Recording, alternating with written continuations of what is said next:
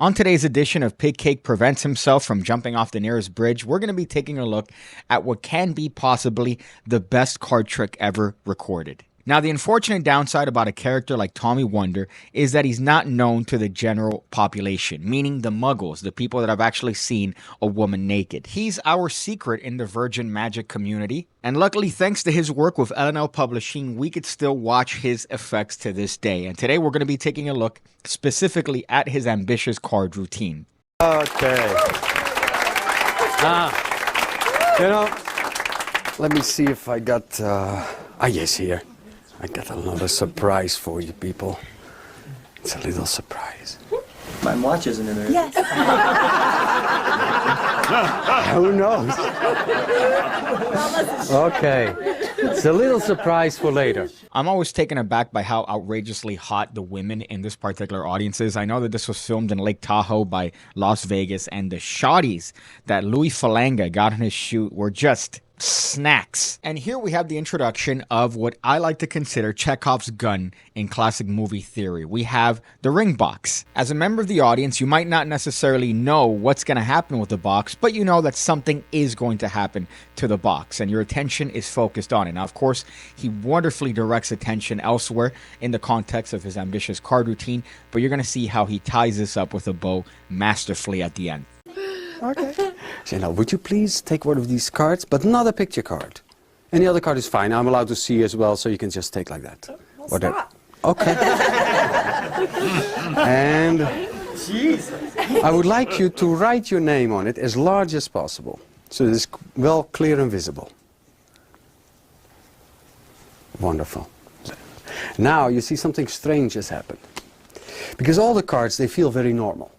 Like every other day, just a working day for these guys.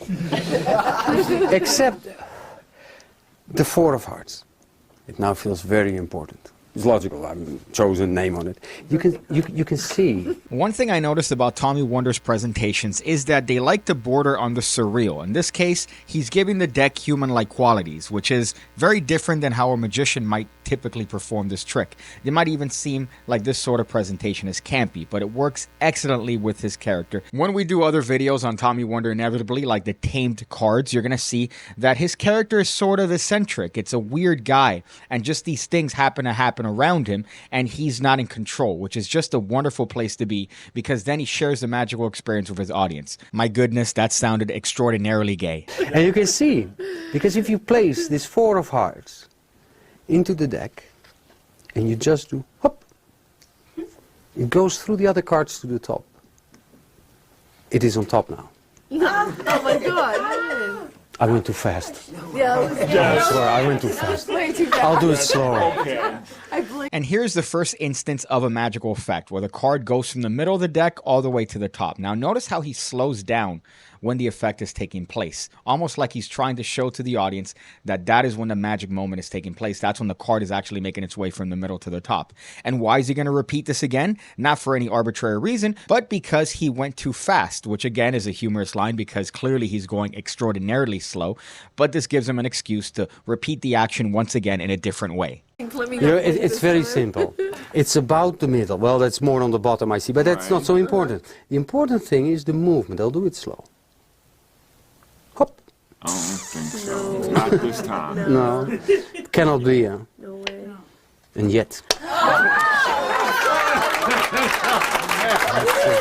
Every single line, moment, or instance in this particular trick is carefully designed by Tommy Wonder.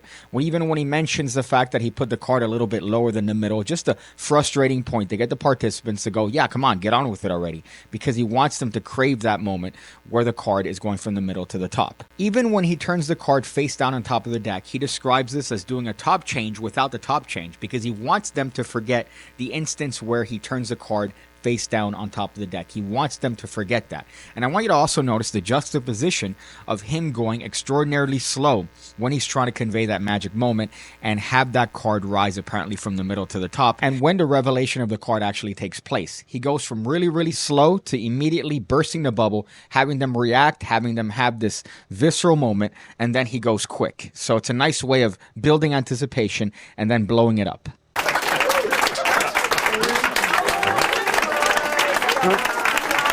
You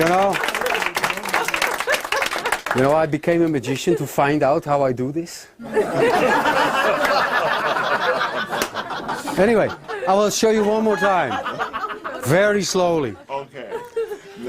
You will get every chance. You will get every chance to see how it's not done.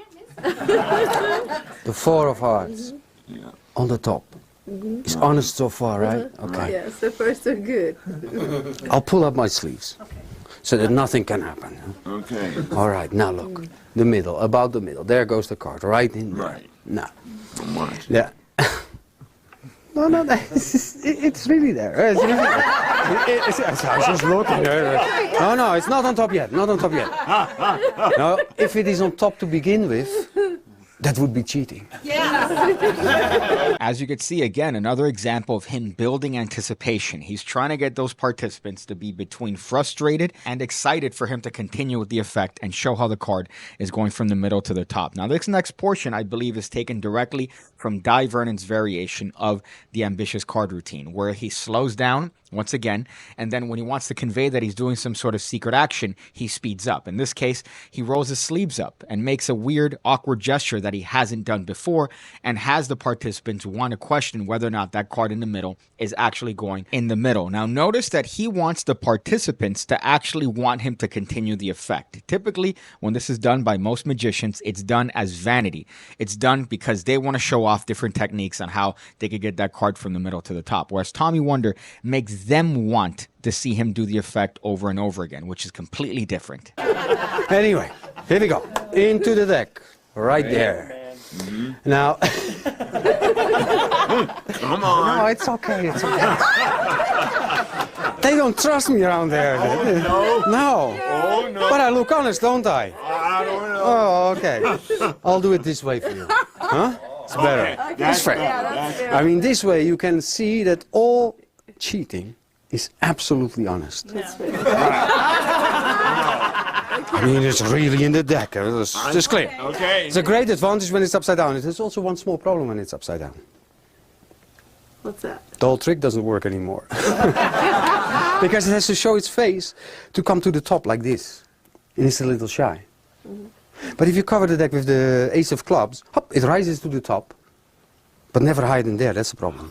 Oh, my goodness.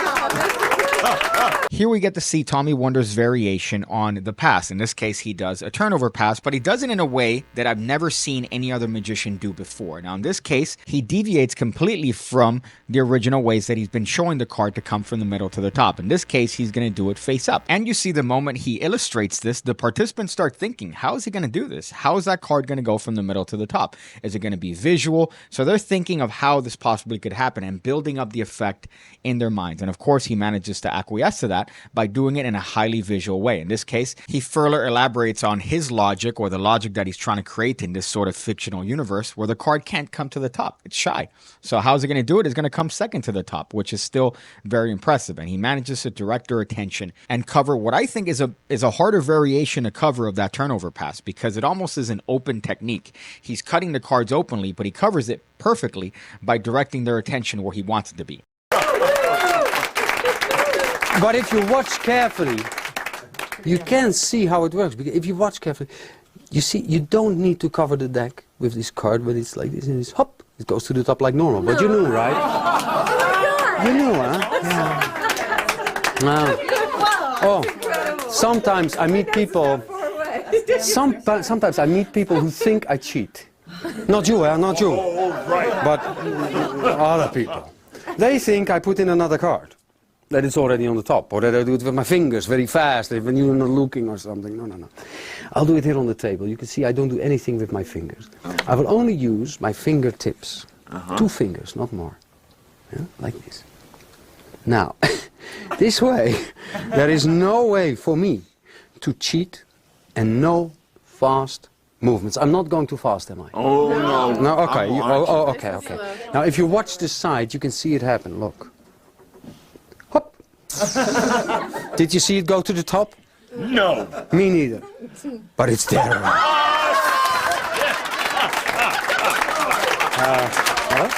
Usually magicians like to end their ambitious card sequences with the pop-up move, where you bend the card, you show the bend, and that card makes its way to the top. Tommy Wonder circumvents this by making it as fair as possible, as fair as humanly possible, by doing the effect with just 2 fingers. Of course, by the time he gets to 2 fingers, all the moves are done. But he also addresses one of the potential methods to this trick. And he outright says to the participants that a lot of people think that he switches the card, which is technically true because that's the method.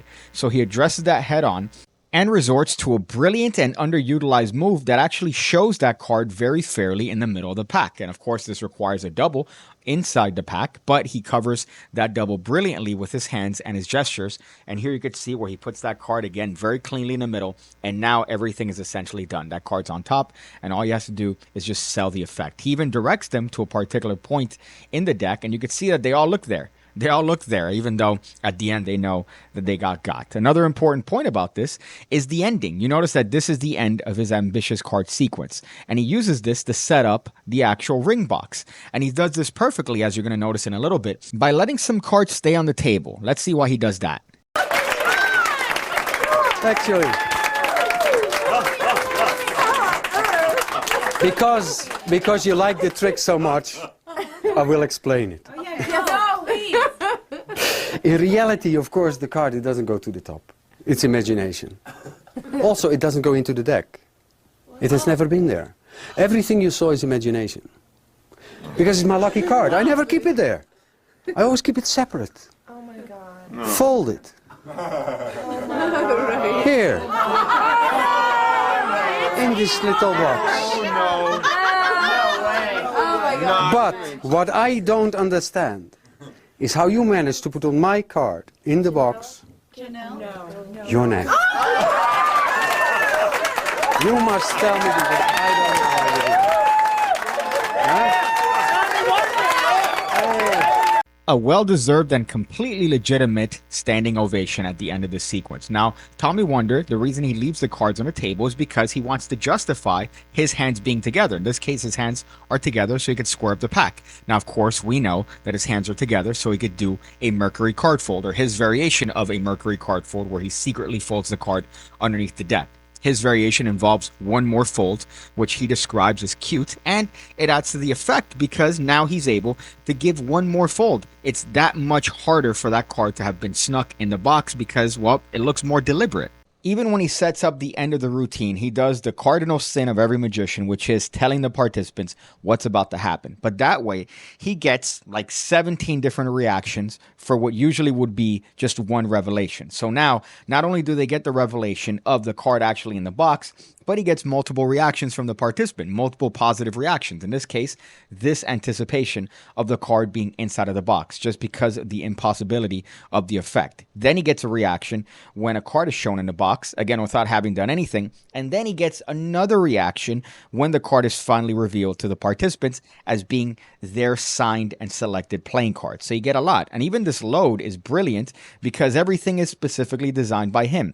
That box is designed to catch the card on the way out, so it looks like it's caught itself. Really, it's just a situation of him loading the card into the box. And he actually goes over how to make that box in his Books of Wonder, which is a highly recommended reading for absolutely anybody serious in magic, as is the PigCake Magic Academy, the home of over 1,500 videos going over card stuff, coin stuff, everything you need to become the best magician you could possibly be. Not the best person, but the best magician. So I think that that's worth a little bit, right? It's worth $5 a month, and I'm always uploading new content, so you should check it out. Now, I've made a video previously on Tommy Wonder called The Best Magician That Never Lived. And the reason for that is because he died really, really young. The man was a huge fan of cigarettes. I don't blame him for wanting that little nick hit, but it developed into a lung cancer and eventually it took him out. Now, this is a perfect example of his brilliance. A lot of Tommy Wonder's effects you will never do. You'll never fucking do them because they require just ridiculous contraptions that have every single little facet of it thought and just outlined in great detail, and everything is highly motivated. This might be the closest thing you could do.